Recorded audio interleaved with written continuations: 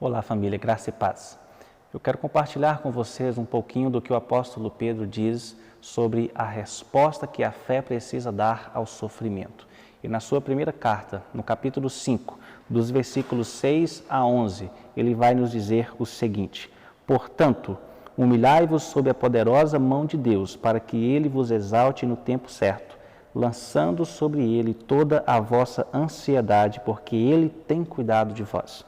Sede sensatos e vigilantes. O diabo, vosso inimigo, anda ao redor como leão, rugindo e procurando a quem devorar.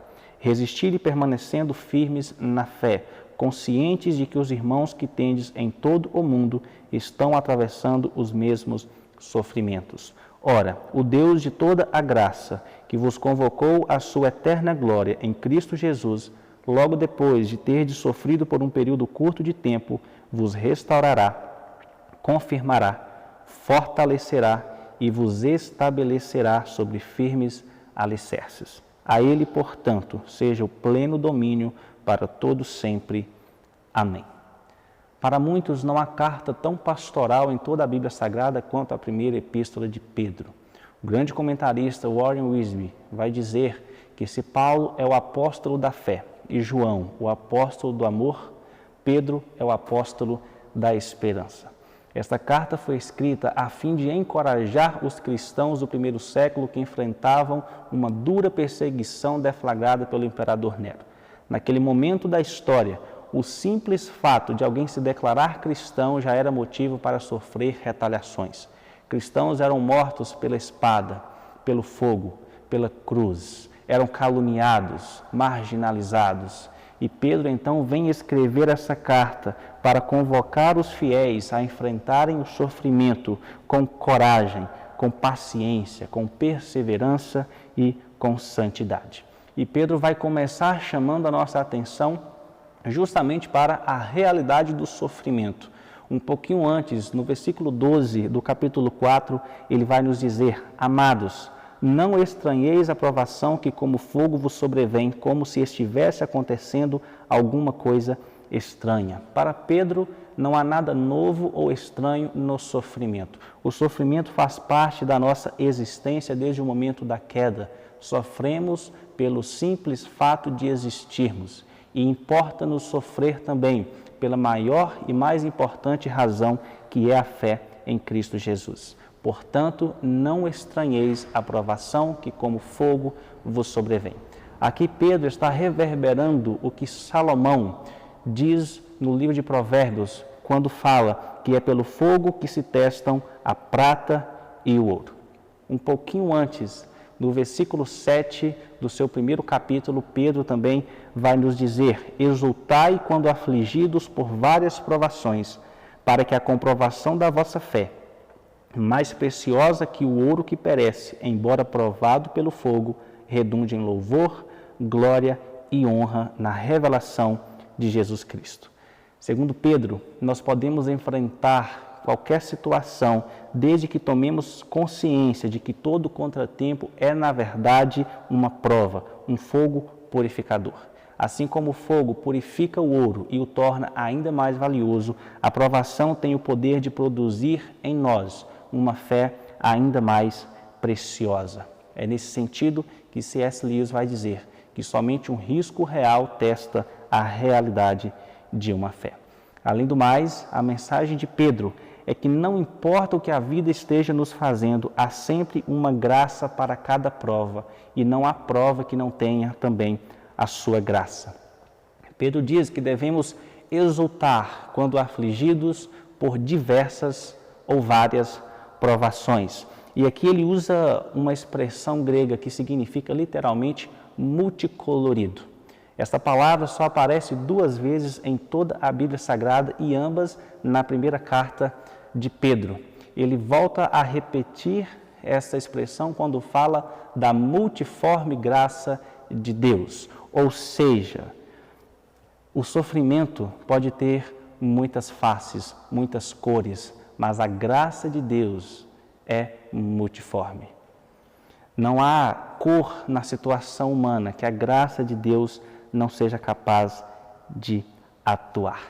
Então, sendo o sofrimento uma realidade da nossa existência, nós precisamos dar a ele uma resposta baseada na fé. A vida será sempre uma mistura de bom e ruim. Sempre teremos coisas que mudaríamos se fosse possível e sempre teremos coisas boas acontecendo conosco. É justamente por isso que não podemos permitir que o sofrimento inunde toda a nossa vida. Sim, como disse Shakespeare, o sofrimento está por todos os lados, mas há muita coisa boa, há bênçãos de Deus sendo derramadas sobre a nossa vida.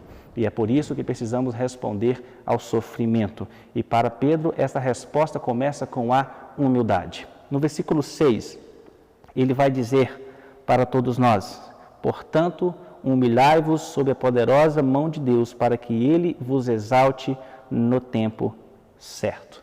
No versículo anterior, nós encontramos a afirmação de que Deus se opõe aos orgulhosos, mas concede graça aos humildes.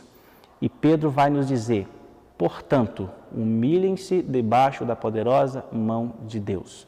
Nós temos aqui o que a teologia chama de antropomorfismo, que é o ato de atribuir a Deus formas humanas. E esta expressão, mão de Deus, é uma expressão muito comum dos autores veterotestamentários. Por exemplo, Moisés vai dizer no livro de Êxodo que com mão forte o Senhor tirou o seu povo do Egito.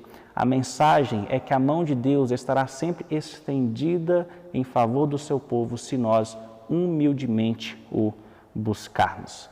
Se o orgulho precede a ruína, a humildade é a chave para todas as bênçãos espirituais. Deus abomina o orgulho, porque o orgulho é o pecado de Lúcifer. É o pecado que transformou o anjo de luz no diabo. E Deus, então, deseja que o seu povo, diante da tormenta, assuma uma postura não de autossuficiência, mas de humildade e de dependência, entregando a Deus o controle da sua vida, conscientes de que Deus nos conduzirá para o destino certo. A segunda resposta que a fé precisa dar ao sofrimento, segundo o apóstolo Pedro, é a serenidade.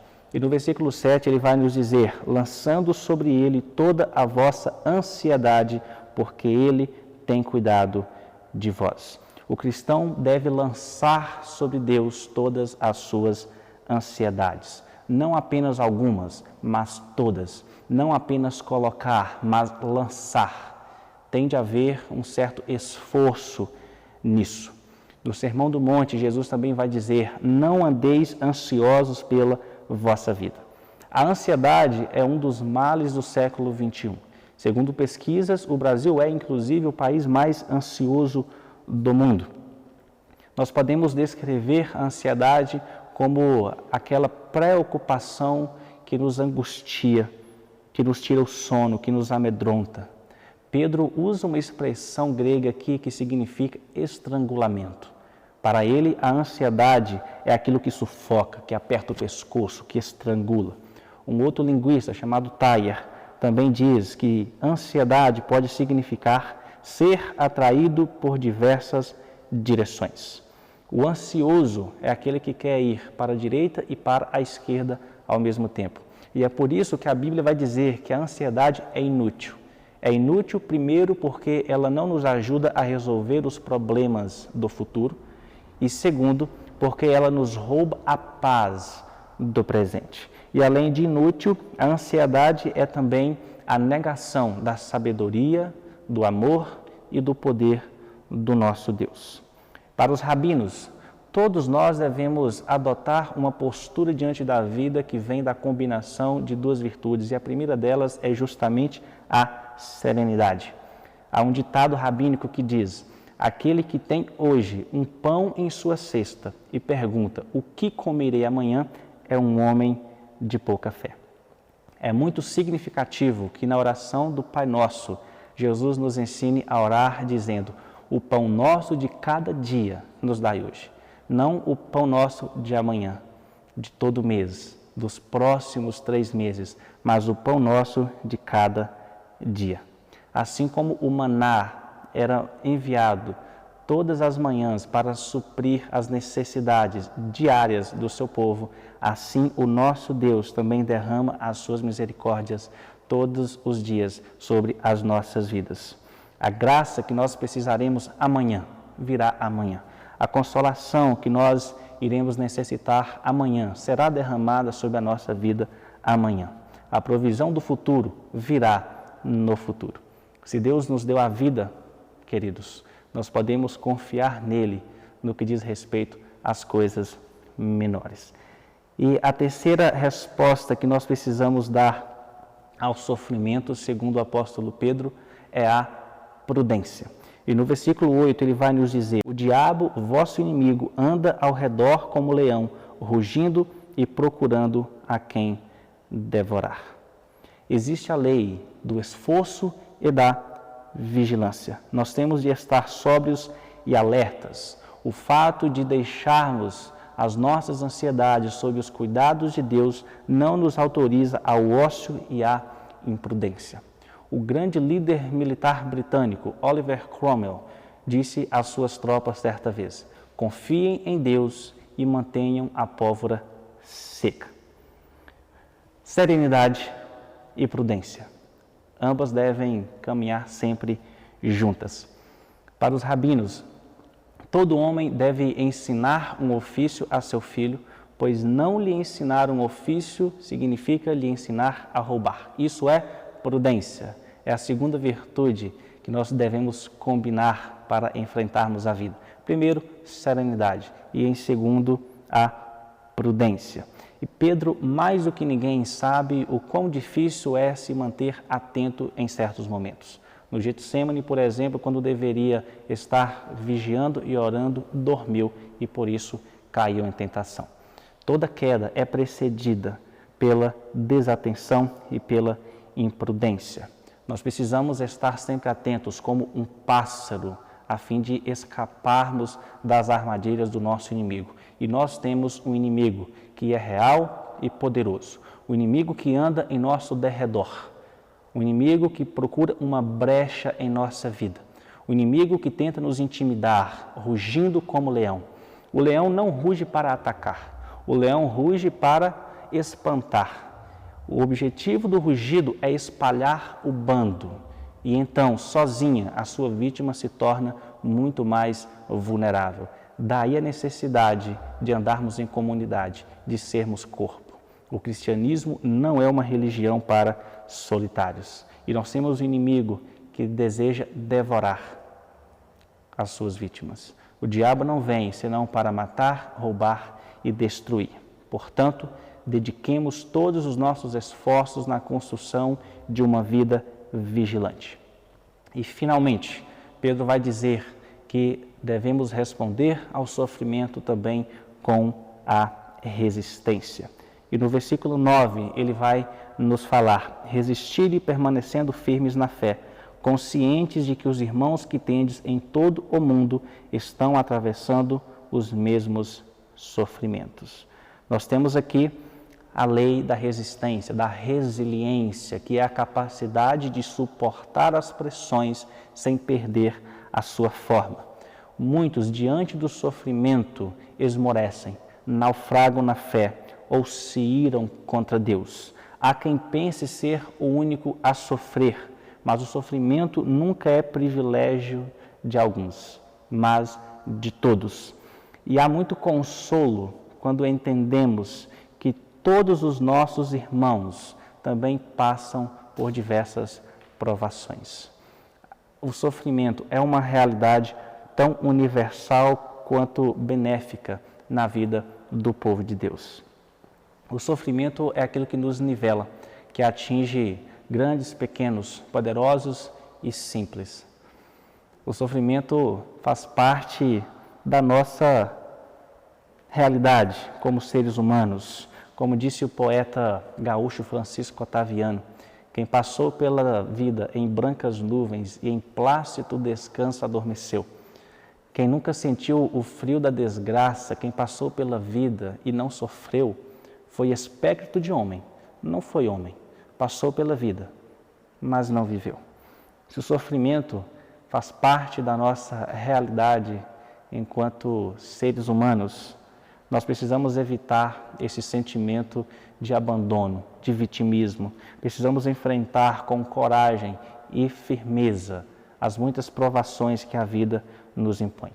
Muitas vezes a graça de Deus se revela não na cura definitiva das nossas dores, mas na força para resistirmos a todas elas.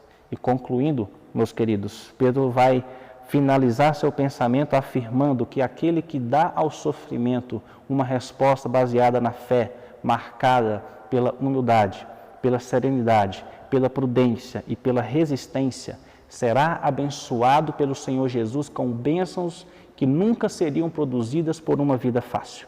Ele mesmo, garantiu o apóstolo Pedro, se encarregará de nos reabilitar, de nos confirmar, de fortalecer e alicerçar os nossos pés. O sofrimento, quando enfrentado com a atitude certa, tem o poder de completar aquilo que falta no nosso caráter, de criar uma fé muito mais potente e vigorosa, de trazer saúde à nossa alma e estabelecer os nossos fundamentos. Quando a vida desaba, é quando nós descobrimos o que é decoração e o que de fato é essencial. Em todo caso, nós temos aqui uma graça abundante e suficiente para enfrentarmos todas as adversidades.